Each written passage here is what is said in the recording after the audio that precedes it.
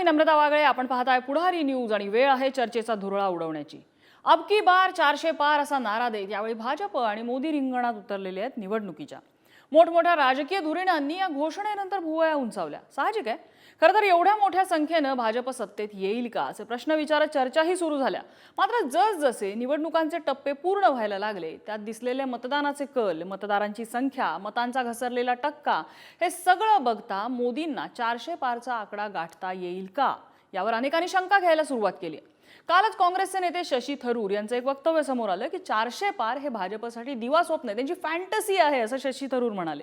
पण विरोधी पक्षातले नेते म्हणून त्यांचं वक्तव्य आपण टीका म्हणू शकतो. त्यांची ही टीका ही सुद्धा साहजिक आहे. मात्र निवडणूक रणनीतिकार प्रशांत किशोर यांनी एका मुलाखतीमध्ये 400 पारचा आकडा गाठणं अवघड असल्याचं सांगितलंय. भाजप एनडीए सरकार फार तर 300 पार जातील असं भाकीत प्रशांत किशोर यांनी केलंय. त्याचप्रमाणे अमेरिकन राजकीय संशोधक आणि रणनीतिकार इयन ब्रेमर यांनी सुद्धा भारताच्या निवडणुकांबाबत त्यांनी जो अभ्यास केला त्यातून आकडा समोर आलाय. 305 प्लस मायनस 10 असा त्यांचा हा आकडा असेल असं त्यांचं म्हणणं आहे. म्हणजे 295 ते 315 अशा जागा मिळतील असा त्यांचा अभ्यास सांगतोय. त्यामुळे भाजपचं 400 पारचं स्वप्न भंगणार का आणि असं असेल तर त्याची कारणं काय असू शकतात? 400 पार ही भाजपची विरोधकांना गाफील ठेवण्याची स्ट्रॅटेजी अगदी सुरुवातीपासूनची आहे का? अँटी इन्कम्बन्सी फॅक्टर किती धोका देईल? केंद्रीय यंत्रणांचा वापर, आयारामांची गर्दी यामुळे भाजपवर नाराजी नक्की आहे. पण भाजपवर नाराज असलेले मतदार मोदींना पर्याय शोधणार का? मोदींचा स्वतःचा मतदार त्यांच्यासोबत नक्की राहील, पण फ्लोटिंग वोटर्स हे त्यांच्यापासून दूर जातील का? 400 पार हा नारा खरंच शक्य आहे की फक्त चर्चाच राहणार? हाच आहे आपला आजचा चर्चेचा विषय.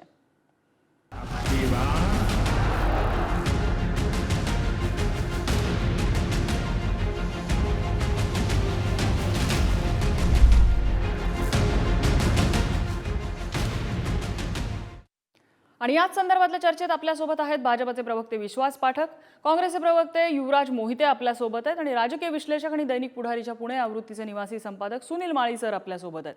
आपण चर्चेला सुरुवात करूया. तत्पूर्वी शशी थरूर काल नेमकं काय म्हणाले होते ते ऐकूया आणि मग चर्चेकडे वळूया. So I would say with some confidence that I'm looking at the overall picture in the country with a great deal of self-belief, a great deal of confidence. The reason for this is both in common sense and in the trends we are seeing in the country in the course of the first few phases.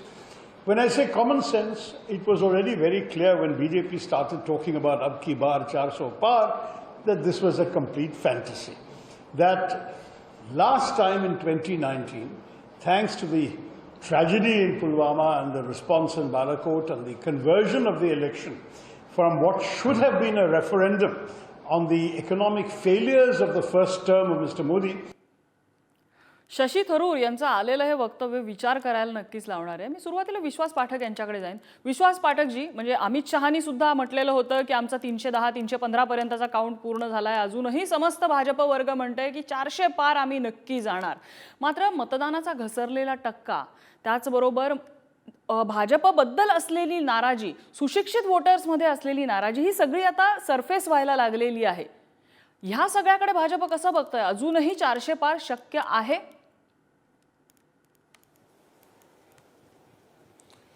100% शक्य आहे. बघा, 400 पार जेव्हा आम्ही म्हटलं तेव्हा काय हवेत हा फिगर दिलेला नाही आहे. 2019 मध्ये भारतीय जनता पार्टीने सोबयावर 303 जागा मिळवलेल्याच आहेत आणि एनडीएचे जर आपण त्याच्यामध्ये ऍड केल्या तर हे 360च्या आसपास आम्ही ऑलरेडी आहेच. आता 360 वरून 10%ची जम घेऊन 400च्या वर आम्ही जाणार अशा प्रकारचं मोदीजींनी जेव्हा स्टेटमेंट केलं तर त्याच्या मागे आमचं संघटनात्मक पाठबळ देखील होतं. आता तुम्ही म्हणता की मतदानाचा टक्का घसरला. 2019च्या कंपॅरिझनमध्ये 2024 मध्ये आतापर्यंतच्या ज्या काही 5व्या फेरीपर्यंत निवडणुका झाल्या तिथे मतदानाचा टक्का सरासरी तेवढाच आहे. आता समजा मतदानाचा टक्का हा केव्हा वाढतो, रेफरंडम केव्हा मिळतं, जेव्हा एखाद्याला वोट फॉर चेंज करायचं असतं. इथे जनतेने, काँग्रेसने, सर्व पक्षांनी स्वीकारलेलंच आहे की सरकार तर मोदीजींचंच येणार आहे. त्यामुळे 400च्या वर की 400च्या खाली हीच चर्चा आहे. खरं तर आम्हाला सरकार बनवायला 272 जागा लागतात आहे. आता काँग्रेसचे हे जे आता तुम्ही शशी थरूरांना दाखवलं किंवा इतर लोक जे बोलतात आहे मुळामध्ये त्यांना किती जागा मिळतील, कुठे मिळतील हे बोलतच नाही. ते पहिल्या दिवसापासून चर्चा काय की आम्हाला 400 जागा मिळणार की नाही मिळणार. आता आपण प्रश्न विचारला म्हणून मी आपल्या दर्शकांना सांगू इच्छितो, आम्ही भारतीय जनता पक्ष 370 जो आम्ही टार्गेट घेतला होता त्याच्या जवळपास आम्ही पोहोचतोय आणि एनडीए म्हणून आम्ही 400च्या वर जातोय. बर, युवराज मोहितेंकडे जाऊया. युवराजजी, या सगळ्या कॅल्क्युलेशन्सकडे आत्तापर्यंतचं जे वातावरण, आत्तापर्यंत 5 फेजेस झालेत, 6वा फेज आता शनिवारी येतोय, ह्या सगळ्या फेजेसमधलं एकूण रीडिंग काय सांगतं? म्हणजे प्रशांत किशोर यांचं भाकीत समोर आलेलं आहे. इयान ब्रेमर यांनी सुद्धा म्हटलेलं आहे की 350च्या आसपास हा आकडा जाईल असं त्यांचं भाकीत सांगतंय. तुम्हाला काय वाटतं? असं आहे, इयान ब्रेमर आणि प्रशांत किशोर या दोघांनी जे भाकीत केलेलं आहे त्याच्या आधारे आजची आपली ही चर्चा आहे. मला एक गोष्ट आधीच सांगायची आहे, ती म्हणजे जर यांची आकडेवारी घेऊन आपण ही चर्चा करणार असू तर मोदींचा ढोल फुटलाय असं ही आकडेवारी सांगते. आणि त्याचबरोबर मोदी आणि त्यांचे भक्त यांचे जे काय नगारे वाजत होते हे नगारे सगळे फुटलेले आहेत.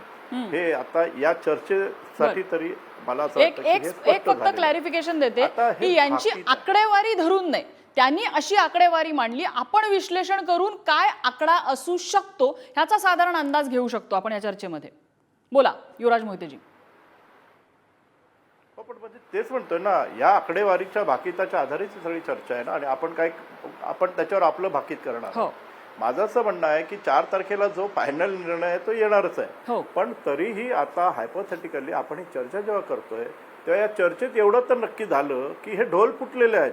आणि जे 400 पारने हे ढोल सुरू झाले होते की हा जो माज होता, हा जो उन्माद होता, हा माज आणि उन्माद गळून पडलेला आहे. आणि हे आताच्या या चर्चेसाठी तरी हे स्पष्ट झालेलं आहे. बरं, पण तुम्हाला आता या राहिली दोघांच्या गोष्ट आकड्यावरती की विश्वास का ठेवावा असं 300 पार वाटतं? होणार का?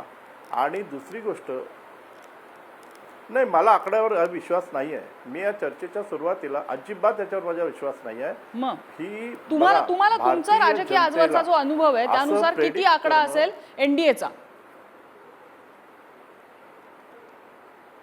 माझं असं म्हणणं आहे की मी इंडिया आघाडीसाठी बोलेन. इंडिया आघाडी सत्ता करते आहे असं आजचं एक चित्र दिसतंय. पण भाजप ज्या पद्धतीची निवडणूक प्रक्रिया राबवते आहे, आणि हे बघा, हे बॅटल असतं. हे बॅटल पत्रकार म्हणून मी पाहिलेलं आहे गेल्या 30-35 वर्षाच्या माझ्या अनुभवातनं, की निवडणुका आपण पाहतो, निवडणुकीत सगळे आरोप प्रत्यारोप सगळं होतात, पण निवडणूक ही नॅचरल प्रक्रिया असली पाहिजे. भाजपने नॅचरल प्रक्रिया राबवलेली नाही. ही नॅचरल निवडणूक नाही, ही मॅनिप्युलेटेड आहे. आणि हे मॅनिप्युलेटेड असताना याच्या आधारे आपण आपल्या विजयाकडे जाणं हा नैसर्गिक आकडेवारी ही नाही आहे. मला दुसरी गोष्ट त्याच्या पुढे जाऊन असं सांगायचं आहे की आता देशामध्ये जी चर्चा आहे ती चर्चा अशी आहे, 2 पद्धतीने आहे. या देशातलं गेल्या 10 वर्षातलं जे राजकारण आहे ते एक तर ईडी मार्फत चालवलं गेलं आणि दुसरं इलेक्शन आयोगामार्फत चालवलं गेलं. आणि इलेक्शन आयोगाच्या एकूण न्याय प्रक्रियेवर एक संशय, आणि इलेक्शन प्रक्रिया ज्या पद्धतीने चालवली त्याबद्दल लोकांमध्ये चीड आहे. उद्या सुप्रीम कोर्टात याबद्दल काय होतं याच्यावर सगळी आकडेवारी पण ठरणार आहे. कारण ही आकडेवारी कशी बोगस असू शकते, लोकांचा मॅन्डेट जो आहे, लोकांनी जे मतदान केलेलं आहे ते कसं त्याला म्हणजे अधिकच्या आकडेवारीनंतर येते, हे असं कधी झालं नव्हतं. आणि सुप्रीम कोर्टामध्ये हे आता उद्या हिअरिंगला येणार आहे. त्यामुळे मला असं वाटतं की कितीही तुम्ही अननॅचरल, कितीही मॅनिप्युलेशन केलं तरी इथली जी जनता आहे त्या जनतेने ठरवलेलं आहे की अबकी बार नो मोदी, अगली बार नो मोदी. हे चित्र आजच्या देशातल्या मतदारांचं आहे, त्यांच्या माइंडसेटचं आहे. प्रश्न असा आहे की आकड्याचा खेळ आपण खेळत असू, आकड्याचा खेळ आपण खेळत राहू, पण सरते शेवटी कशा पद्धतीने निवडणूक लढवली आणि या निवडणुकीमध्ये कसं मॅनिप्युलेशन झालं, या निवडणुकीमध्ये काल ज्या पद्धतीने मुंबई, कारण काय होतं हे बघा, या निवडणुकीचं वैशिष्ट्य असं आहे, ही निवडणूक म्हणजे हिंदी भाषिक पट्टा जो आहे तो पट्टा आज भाजपकडे त्याचं वर्चस्व आहे. पण महाराष्ट्र असेल किंवा दक्षिणेतली राज्य आहेत, इथलं जे मॅनिप्युलेशन झालेलं आहे, महाराष्ट्रातले ज्या पद्धतीने 5 टप्पे कधीही महाराष्ट्रात झाले नाहीत, हे पहिल्यांदा तिथून हे करप्शन सुरू झालं. त्यामुळे दिस इज करप्ट आणि भाजपचं हे इलेक्शन करप्शन आहे असं मला स्पष्ट वाटतं. बर माळी सर, तुम्हालाही असं वाटतंय की 400 पारचं स्वप्न भंगलंय, की 400 पार जे ज्या पद्धतीने भाजपचा वारू आत्ता सुटलेला आहे तो खरंच 400 पार जाऊन थांबेल की 400च्या आसपास अलीकडे थांबेल? तुमचं जजमेंट काय सांगतं? हा, आता आकड्यांची चर्चा आहे. तर आता भाजपच्या प्रतिनिधीने जे सांगितलं त्यातले पहिले आकडे बरोबर आहेत की 400 पार. आता भारतीय जनता पक्षानं त्यांचा प्रचार करताना सुरुवातीपासून ते सांगितलं आम्ही 400 पार जाऊ, पण कसे आम्ही साधारण 330-350 जागा घेऊ आणि उरलेल्या 50 जागा आमच्या इतर सहकारी पक्षांच्या कडून येतील. आता कुठे आहेत भाजप? तर आता बरोबर सांगितलं की 2019ला भाजपने 303 जागा जिंकल्या आणि एनडीए म्हणून 350 जागा त्यांच्या आलेल्या आहेत. आता त्यांना 50 जागा वाढवाव्या लागतील. आता ते कुठे आहेत? आता देशाची जर 2 भागात आपण विभागणी केली, उत्तर भारत आणि दक्षिण भारत, तर उत्तर भारतामध्ये एका मिनिटात आपण जागा बघू. उत्तर भारतातल्या 230 जागांपैकी भाजपला 182 जागा होत्या आणि एनडीए म्हणून 208 जागा मिळाल्या होत्या. म्हणजे 230 जागांपैकी 208 जागा या भाजपला मिळालेल्या होत्या. बरोबर आहे. आता बघा, आता या जागांपैकी बाकी कुठल्या कुठल्या राज्यातल्या आहेत? या उत्तर प्रदेशला आहेत, मध्य प्रदेश आहे, राजस्थान आहे, झारखंड आहे, छत्तीसगड आहे, उत्तराखंड आहे. या सगळ्या राज्यामध्ये असलेल्या जागा 300 पैकी 200 जागा भाजपला उत्तर भारताने दिलेल्या होत्या. दक्षिण भारतात येऊ आपण. दक्षिण भारतामध्ये 176 जागा आहेत. या 176 जागांपैकी गेल्या वेळेला भाजपला 52 जागा होत्या, तर काँग्रेसला 27. आता भाजपला जास्त दिसत आहेत कारण या दक्षिण भारतामध्ये महाराष्ट्र आणि कर्नाटकने भाजपला हात दिला होता. उरलेल्या 100 जागा या प्रादेशिक पक्षांच्या आहेत. महाराष्ट्र आणि कर्नाटक जर आपण बाजूला केलं तर भारतीय जनता पक्षाला 10 पर्यंतच्या जागा सुद्धा इतर राज्यात नाहीयेत.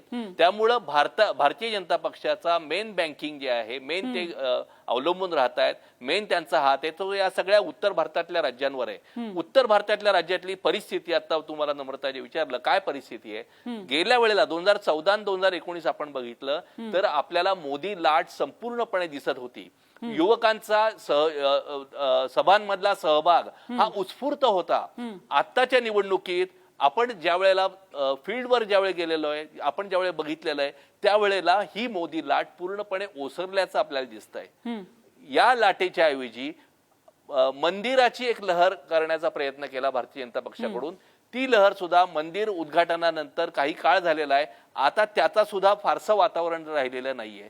पण भारतीय जनता पक्षाला या परिस्थितीमध्ये उत्तर भारत किती साथ देईल त्यावर अवलंबून आहे. आता परिस्थिती अशी आहे की भारतीय जनता पक्ष सत्तेवर येऊ शकतो का?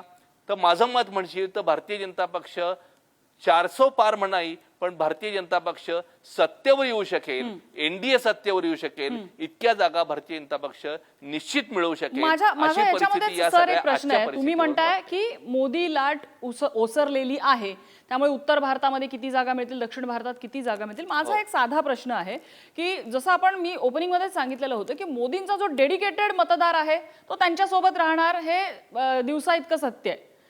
पण जो फ्लोटिंग वोटर आहे ह्याच्यामध्ये, जो कदाचित मोदी हा नावाभोवती असलेलं वलय, त्यांचा करिश्मा, या सगळ्यामुळे त्यांच्याकडे झुकलेला आहे.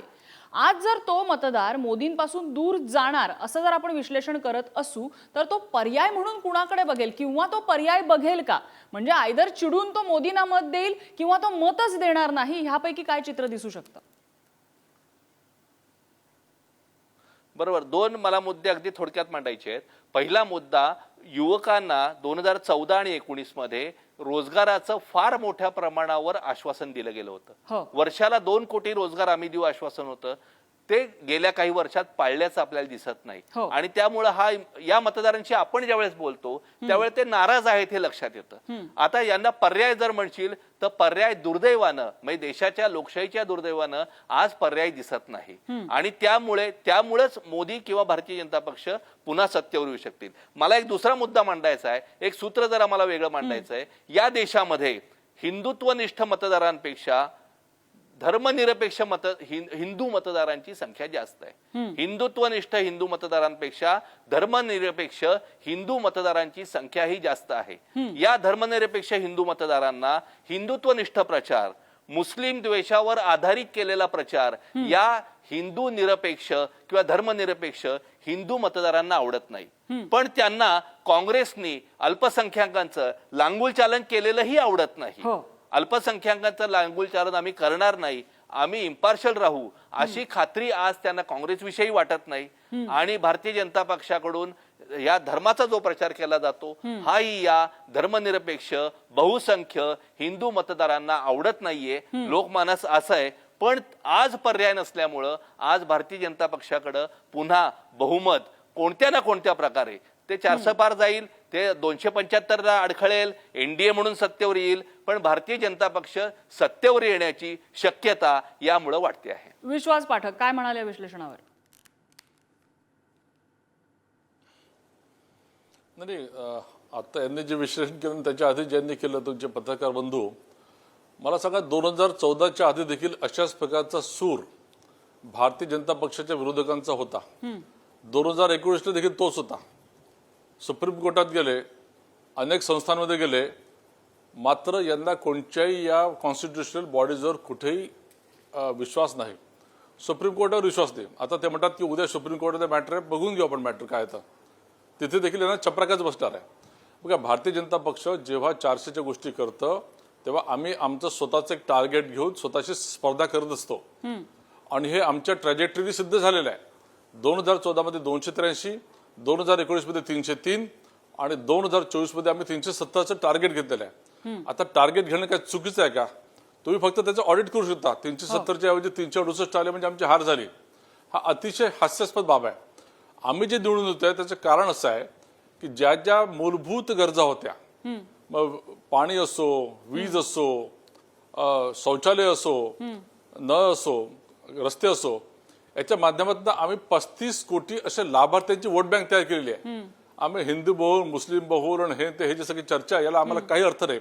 आम्ही त्या प्रशांत किशोर जे आहेत त्यांच्या देखील याच्याशी सहमत नाही. त्यांनी जो काही हे मांडला, सगळ्या थेअरी मांडली, आमच्या दृष्टीने हे 34-35 कोटी लाभार्थी आमच्या सोबत आहे. ट्रिपल तलाक सारखा आम्ही कायदा करण्याचं धारिष्ट्य दाखवलं, त्यामुळे मुस्लिम महिला देखील आमच्या सोबत आहे. असे अनेक निर्णय आणि आम्ही ज्या ज्या गोष्टी कमिट केल्या होत्या, म्हणजे 370 सारखं महाकाय असा विषय जो कधी जन्मामध्ये कोणी बदलू शकणार नाही अशा प्रकारचे तज्ज्ञ लोक बोलायचे, तो विषय आम्ही मार्गी लावला.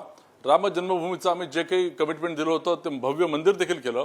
त्यामुळे एकीकडे जगामध्ये भारताची जी प्रतिमा आहे, एफडीआयच्या माध्यमातून मोठी इन्व्हेस्टमेंट येत आहे. अर्थव्यवस्था 11व्या स्थानावर 5व्या स्थानावर आलेली आहे. फर्जाईल 5 मधनं ती टॉप 5 मध्ये आलेली आहे. 2027 पर्यंत ते 3ऱ्या नंबरची अर्थव्यवस्था होणार. ही काय दगडावरची रेष आहे. त्यामुळे एकीकडे असं सुदृढ सशक्त असं नेतृत्व आणि दुसरीकडे कोणीच नाही. असं गृहीत धरा की मोदीजींना जनता निवडून देणार नाही. मग कोणाला निवडून देईल? जनता तेवढी नक्की सुद्धा आहे. तरुणांचा आपण विचार केला, तरुण देखील विचार करतो. मोदी नाही तर आहेच कोण? काय शरद पवारांना हे निवडून देणार? ममता बॅनर्जीला देणार की अखिलेशला देणार, राहुल गांधीला देणार? विचारूया ना आपण. आपल्याकडे इंडिया आघाडीचे प्रतिनिधी आहेत, युवराज मोहिते आहेत, त्यांना विचारूया पर्याय कोण मोदींना देणार विरोधक. तर पर्यायाचा मुद्दा आहेच. दुसरी गोष्ट, इंडिया आघाडी जी बांधण्याचा प्रयत्न केला तर त्यामध्ये काँग्रेस, केजरीवाल, उद्धव ठाकरे आणि शरद पवार काही प्रमाणामध्ये, हे वगळता मोदींच्या विरोधात थेट आणि टोकदार भूमिका घेणारा इंडिया आघाडीमधला मोठा नेता आज दिसत नाही. ममता बॅनर्जी तिथून बाहेर पडलेले आहेत. स्टॅलिन यांच्याकडनं टोकदार वक्तव्य आलेली फारशी दिसत नाहीत. म्हटल्यानंतर कुठेतरी आज एक मोदी जिंकणार हे गृहीत धरून चाललेली आहे का विरोधक? आणि दुसरी गोष्ट म्हणजे उद्या मोदींना पर्याय कोण देणार हा प्रश्न ज्यावेळेला सत्ताधारी विचारतात त्यावेळेला इंडिया आघाडीकडे काय उत्तर असतं त्याचं? असं आहे नम्रता, आपण लोकशाही व्यवस्थेत राहतो. हो, आपली लोकशाही व्यवस्था ही लोकप्रतिनिधीद्वारे चालवली जाते आणि अशा वेळी आपण एक माणूस टार्गेट घेऊन जेव्हा जातो तर तो, मला असं वाटतं ती लोकशाही नसते. त्याला मग हुकुमशाही किंवा एकाधिकारशाहीकडे आपलं वाटचाल करत असतो की एक चेहरा आपण दाखवायचा आणि या चेहऱ्यासाठीचं सगळं मग राजकारण. हे नागरिकशास्त्र नाही. हे नागरिकशास्त्र आपल्याला शिकवलं जात नाही. पॉलिटिकल सायन्स हे लोकप्रतिनिधीद्वारेच जे राजकारण चाललं जातं त्याच्यावर आहे. त्यामुळे पंतप्रधान कोण होईल हे आपण जो लोकप्रतिनिधी निवडू तो निवडणार आहे. आता तरीही या सगळ्या याच्यामध्ये गेले 10 वर्ष जेव्हा अशा पद्धतीने प्रोजेक्शन झालं, हे वाजपेयींचं जेव्हा प्रोजेक्शन झालं तेव्हाही लोकांनी मानलं नाही, जुमानलं नाही आणि आताही लोक जुमानणार नाही. राहिला मुद्दा प्रश्न की पर्याय काय. पर्याय लोकच ठरवतात, पण आत्ताचं असं आहे की पर्याय पाहिजे. पर्याय कशाला पाहिजे तर लोकशाहीसाठी पाहिजे. 10 वर्षामध्ये केवळ तुम्हाला राम मंदिर आणि 370 या पलीकडे काही बोलता आलं नाही ना, हे लोकांना महत्त्वाचं आहे. मगाशी माळी सरांनी खूप चांगला मुद्दा काढला, तो म्हणजे या देशातल्या तरुणांना, या देशातील महिलांना, या देशातील शेतकऱ्यांना, या देशातील कामकऱ्यांना, या देशातील श्रमणाऱ्यांना काहीही 10 वर्षात मिळालं नाही. तरुणांची तर दिशाभूल झाली आणि म्हणून यावेळी लोकांनी हा पर्यायच नाकारलेला आहे मोदींचा. म्हणून 400 पार, अबकी बार 400 पार, आता हे स्वप्न धुळीस मिळवलंय ते इथल्या मतदारांनी, विशेषतः तरुणांनी मिळवलेलं आहे. राहिला प्रश्न अजूनही मी सांगतो, 4 तारखेला कदाचित विपरीत आकडेवारी आपल्या समोर येईल. आता आपण हायपोथेटिकली बोलतोय, ही आकडेवारी कदाचित वेगळी असेल. ही आकडेवारी कदाचित सत्ता बदलाची असेल आणि परिवर्तनाची सुद्धा असेल. हे मी तुम्हाला सांगतोय. आपण आता बोलू, याच्यावर चर्चा करू, पण 4 तारखेनंतरची आकडेवारी या देशातला बदल असेल आणि हा बदल लोकांनी केलेला असेल, तरुणांनी केलेला असेल, शेतकऱ्यांनी केलेला असेल. आणि म्हणून मला असं वाटतं की पर्याय कोण, तर पर्याय लोकच देत असतात. लोक या देशामध्ये गेल्या 75 वर्षामध्ये अनेक पंतप्रधान झाले. देवेगौडा पण पंतप्रधान झाले ना, ते काही ठरवून नव्हते झाले. त्यामुळे मला असं वाटतं की हे लोकांचं मॅन्डेट आहे, लोकांच्या हातातलं आहे. वाजपेयींना ज्या पद्धतीने पुढे जाता आलं नाही, मोदी वाजपेयींपेक्षा मोठे नाहीत आणि काहीही 10 वर्षात करता आलं नाही, हा भ्रमनिरास झालेला आहे. त्यामुळे मला असं वाटतं की या 4 तारखेचे आकडे हे कदाचित वेगळे असतील. पंतप्रधान कोण असेल तर त्याचं काँग्रेसचे अध्यक्ष खरगेंनी एक कालचं विधान केलेलं आहे, ते महत्वाचं आहे. ज्याची संख्या जास्त त्या पक्षाचा पंतप्रधान. आता हे सूत्र मला असं वाटतं लोकशाहीला धरून आहे. त्यामुळे लोकशाही पद्धतीनेच याची काय निवड व्हायची ती होईल. लोकशाही पद्धतीने याचा निर्णय लोकांनी जो मॅन्डेट दिलेला आहे त्या पद्धतीनेच ते होईल. त्यामुळे मला असं वाटतं 4 तारखेला या देशात बदल झालेला आपल्याला पाहायला मिळेल. अगदी माळी सर, अगदी शेवटची कॉमेंट, शेवटचे 30 सेकंद आहेत माझ्याकडे. बरोबर. एक जरी भारतीय जनता पक्षाच्या प्रचारापेक्षा काँग्रेसचा आणि राहुल गांधींचा प्रचार हा अधिक उजवा, अधिक इश्यू बेस जरी आपल्याला दिसला, तरीही आज आपल्याला लोकसभेच्या निवडणुकीसाठी जो चेहरा लागतो, जे नेतृत्व लागतं, ते नेतृत्व उभं करण्यात काँग्रेस किंवा विरोधी आघाडी आज अपयशी ठरलेली आहे. त्यांना ते उभं करता आलेलं नाही, ही वस्तुस्थिती आपल्याला नाकारता येत नाही. आणि त्यामुळे मतदारांना अशा प्रकारची राजकारण करणारे पक्ष कोणत्या प्रकारे मतदार स्वीकारतील हाही प्रश्न आहे. आणि त्यामुळं मतदार यावेळेला भारतीय जनता पक्षाचीच निवड करण्याची शक्यता जास्त आहे. अगदी माळी सरांनी हे जे मत सांगितलेलं आहे त्यांचं मत आहे. आम्ही पुढारी न्यूज अजून कुठल्याही कन्क्लुजन पर्यंत पोहोचलेलो नाहीये. 4 तारखेला निकाल लागणार आहे. 1 तारखेला आमचा एक्झिट पोल सुद्धा असेल. शेवटचा मतदानाचा टप्पा झाल्यानंतर 6:30 नंतर आपल्याकडे आकडेवारी यायला सुरुवात होईल. त्यामध्ये अंदाज आपण मांडायला सुरुवात करणार आहोत. एक मात्र नक्की आहे, टीका भाजपवर होतीये का, तर होतीये. टीका इंडिया आघाडीवर होतीये का, होतीये. पण जनता निवडणार कुणाला, ह्या प्रश्नाच्या उत्तरासाठी आपल्याला 4 तारखेची वाट बघायला लागेल. आणि या चर्चेसाठी आपल्याला युवराज मोहिते, विश्वास पाठक, माळी सर तिघांनी वेळ दिला, तिघांचे आभार. चर्चेचा आजचा धुरळा इथेच शमलेला आहे. उद्या पुन्हा एकदा भेटूया नवीन विषयासह. पाहत रहा पुढारी न्यूज.